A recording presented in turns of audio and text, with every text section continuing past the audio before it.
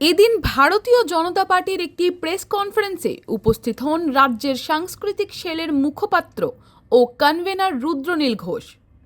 তিনি বিগ নিউজের সাথে কথোপকথনে রাজ্যে যেসব দুর্নীতি চলছে এবং তার সাথে যুক্ত যে সমস্ত নেতৃবৃন্দের নাম উঠে আসছে তাদের বিষয়ে কথা বলেন।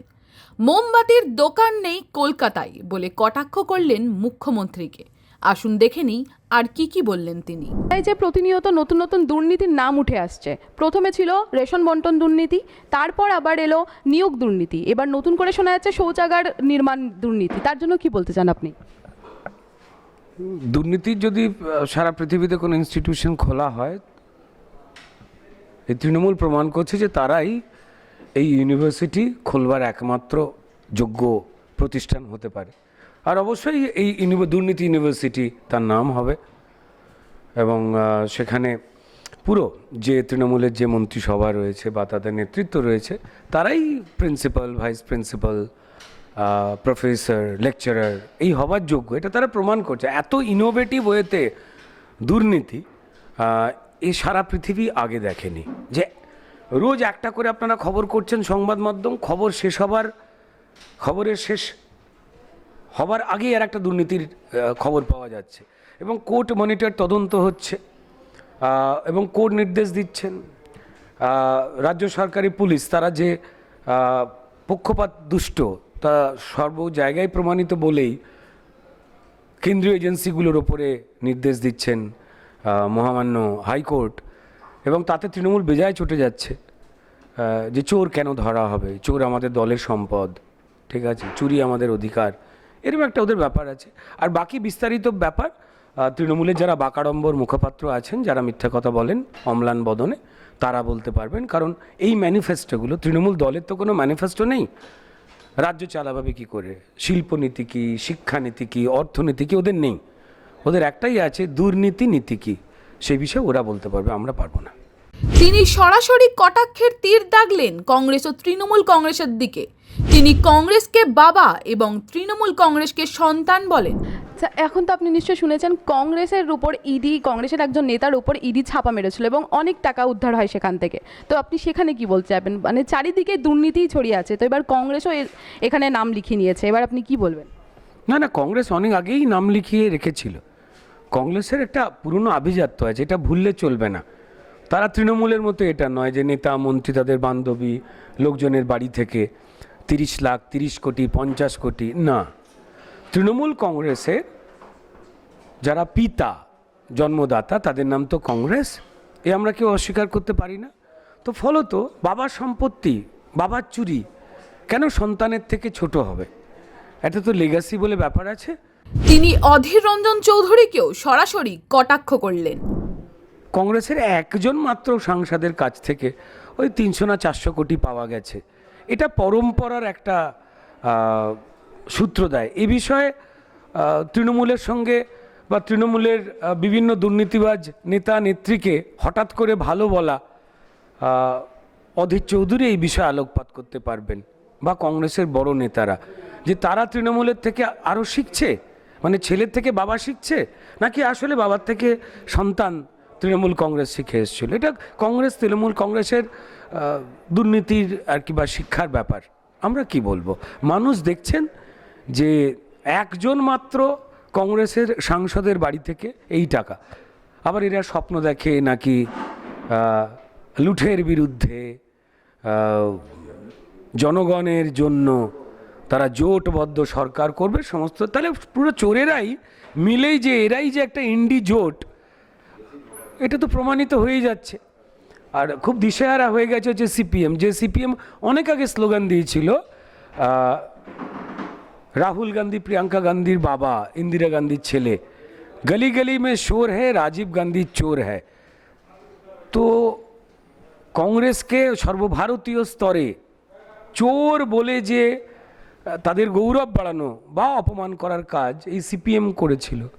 এই সীতারাম ইয়েচুরি, তারপর রাহুল গান্ধী, আর সূর্যকান্ত মিশ্র, সুজন চক্রবর্তী, এরা এখন একসঙ্গে কফি খায়, চা খায়। এদের কর্মীদেরই তৃণমূল কদিন আগে খুন করেছিল। আবার এটাও বলেছিল যে কংগ্রেস একসময় পশ্চিমবঙ্গে সিপিএমের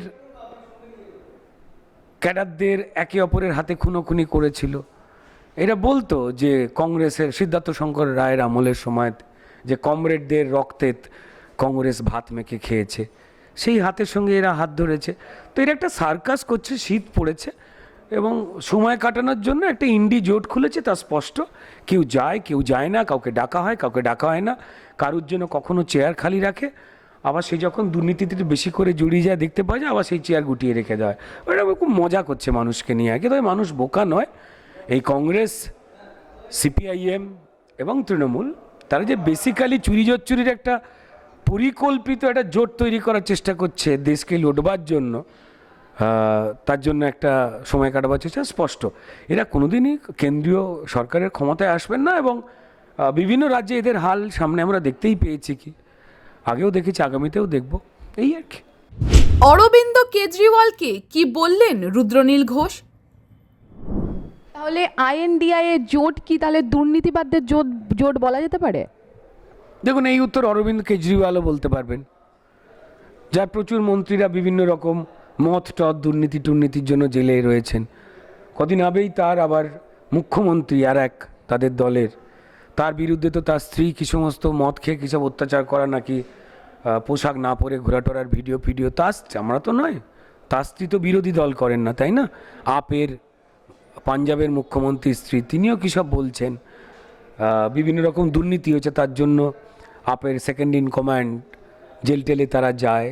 তো তিনিই বলেছিলেন, মমতা বন্দ্যোপাধ্যায়ের সঙ্গে মিটিং করেন। আমি জানি না কে কার থেকে চুরি শিখছে, আমি জানি না।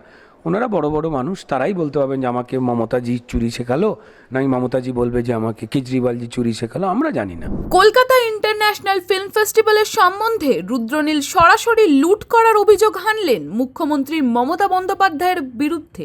দেখুন, আপনাদের যদি তৃণমূল সরকারি খরচে, সরকারি ছাপ নিয়ে তৃণমূল ফিল্ম ফেস্টিভ্যালকে যদি মনে হয় যে রাজ্যের ফিল্ম ফেস্টিভ্যাল, তো তাহলে বলতে হবে যে এটা খুব দুর্ভাগ্যজনক ব্যাপার। সবাই জানেন যে চুরি দুর্নীতিতে তৃণমূল যেভাবে জড়িয়ে গেছে, সামনে 24 নির্বাচন এবং তারপরেই 26, যেভাবে তারা প্রত্যেকটা মানুষের অধিকার, প্রাপ্য, চাকরি, আবাস, বাচ্চাদের মিড ডে মিলের চাল, গরিবের রেশন, সবটা এরা লুট করেছে, এ প্রমাণিত হয়ে গেছে। তাই সর্বস্ব লুট হয়ে যাওয়া পশ্চিমবঙ্গের জনগণ, আমাদের চাকরি প্রার্থীরা,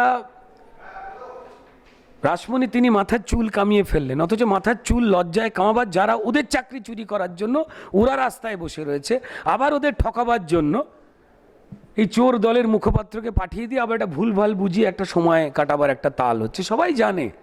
আবার তাদেরই এমপি পার্লামেন্টে দাঁড়িয়ে বলছে যে কোন আইনে চাকরি দেবে, আবার বলছে আমরা চাকরি দেওয়ার ব্যাপারে সহানুভূতিশীল। পুরোটাই মিথ্যাচার চলছে। এই মাননীয় মুখ্যমন্ত্রী বলেছিলেন যে এসএসসি ফেসএসসি এগুলো হচ্ছে ঘুঘুর ভাষা, যারা চাকরি ফাকরি দুর্নীতি করছে, চুরি করছে। তো উনি ঘুঘুর ভাষা তো ভাঙেননি মুখ্যমন্ত্রী এবং পুলিশ মন্ত্রী হয়ে, এই লুটেরাদের ধরেননি। উল্টে ঘুঘু যাতে বাসা আরও ভালো করে বানাতে পারে এবং ঘুঘু যাতে আরও ডিম পাড়তে পারে, যাতে আরও ঘুঘু জন্মায়, আরও লুট হয়, যাতে পশ্চিমবঙ্গের শিক্ষিত ছেলেমেয়েদের অধিকার সরে যায়, সেই বন্দোবস্ত উনি করেছেন। উনি বেসিক্যালি ক্রাইমটাকে অর্গানাইজড ওয়েতে ঘটবার জন্য পুরোটাই মনিটর করেছেন। এই তো জলের মতো স্পষ্ট। পুলিশ ওনার, উনি ধরেন না, উনি চোরকে বীর বলেন সরকারি মঞ্চে বসে। তো এই ফিল্ম ফেস্টিভ্যালও তাই। এই ফিল্ম ফেস্টিভ্যালটা ছিল, দেখুন পশ্চিমবঙ্গের মানুষ কত জ্বালা যন্ত্রণায় রয়েছে, বলিউড স্টারেদের সেই ক্ষমতা নেই, সেই সময় নেই, তারা পুঙ্খানুপুঙ্খ জানবেন। এবং ওইখানে দাঁড়িয়েই বলিউড স্টারেদের সামনে রবীন্দ্রনাথের গানের ভাষাকে তৃণমূল সব লুট করেছে এতদিন অবধি, রবীন্দ্রনাথের গানের ভাষা অবধি লুট করলেন। বাঙালির বলে যে শব্দটা রবীন্দ্রনাথ লাইনের পর লাইন লিখেছিলেন, সেটাকে কেটে চেঞ্জ করে তৃণমূল কত বড় উদ্ধত্ত, কত বড় সাহস, তারা বাংলার বলে দিল। কারণ বাঙালির তো সবই এরা লুট করে ফেলেছে,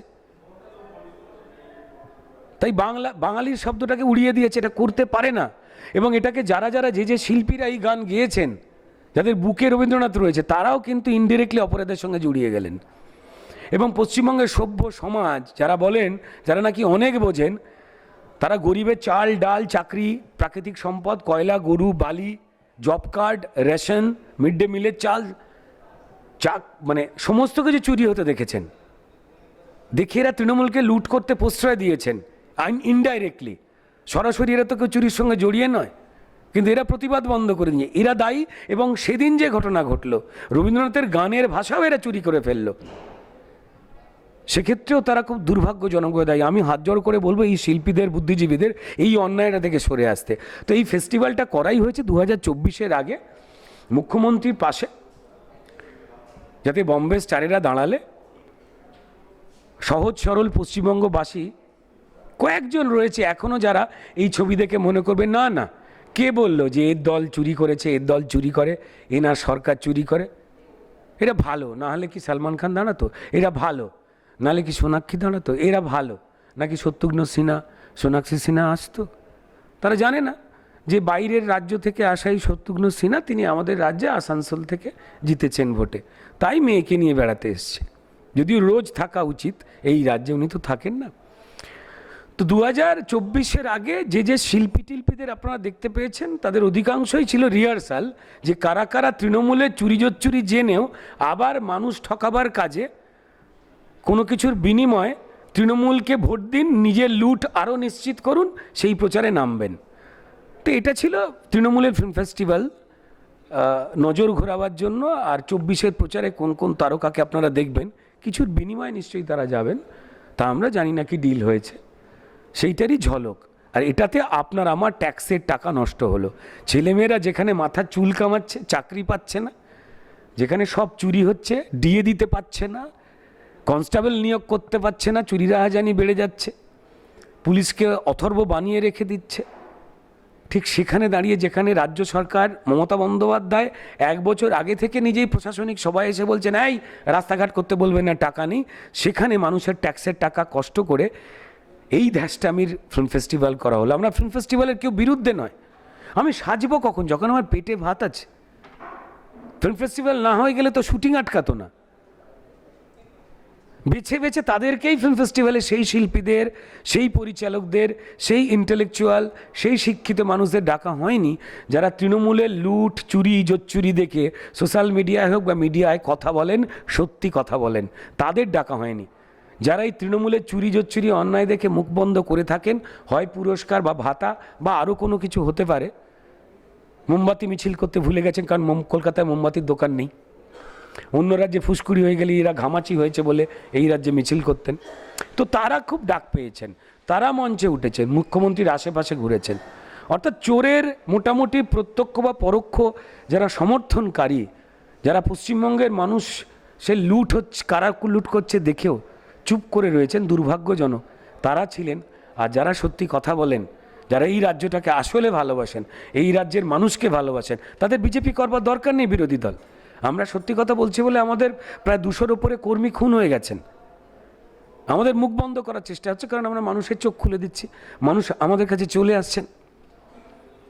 তো এই জন্যই এই ফেস্টিভ্যাল ছিল, মানুষের ট্যাক্সের টাকা খরচ করে, যেখানে পেটে ভাত দেওয়ার পয়সা নেই সেখানে এই সবাই দেখুন, গাড়ির টেন্ডার তৃণমূলের কেউ পেয়েছে, সাজাবার টেন্ডার কেউ পেয়েছে, অনেক টাকা পয়সা লুট হয়েছে। এই জন্যই তো করা হচ্ছে। রাজ্যে টাকা নেই, না হলে ফিল্ম ফেস্টিভ্যাল না করলে কি মুশকিলের কথা। আমাদের এখানে ভালো সিনেমা তৈরি হতো না, তৈরি হয় না। আমি কেন করব না ফেস্টিভ্যাল? একটু মানুষ পেটে বাঁচুক, তারপর আনন্দ করব। কেউ তো আনন্দ করতে বারণ করছে না। আর নাহলে তৃণমূলের চুরির টাকায় হোক না, ওদের প্রচুর টাকা। Bureau report, big news.